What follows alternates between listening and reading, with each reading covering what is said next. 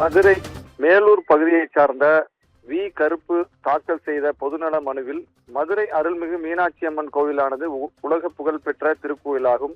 இந்த திருக்கோயிலுக்கு தியான மண்டபம் ஒன்று உள்ளது. இதனை மண்டபத்தில் பக்தர்கள் அமர்ந்து தியானம் செய்து வருகின்றனர்.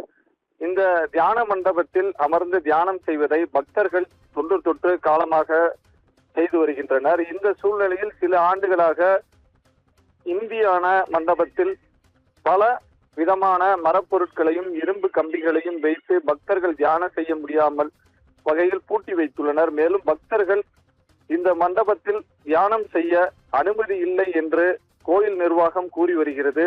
இது பக்தர்கள் மனதினை புண்படுத்தும் செயலாகும். தியான மண்டபம் உள்ளே அடைத்து வைத்து உள்ள மரம், இரும்பு மற்றும் வேண்டாத பொருட்களை உடனடியாக அப்புறப்படுத்தியும் பக்தர்கள் தியான மண்டபத்திற்குள் அனுமதித்து அவர்கள் தியானம் செய்ய விரைந்து நடவடிக்கை எடுக்க உத்தரவிட வேண்டும் என கூறியிருந்தார்.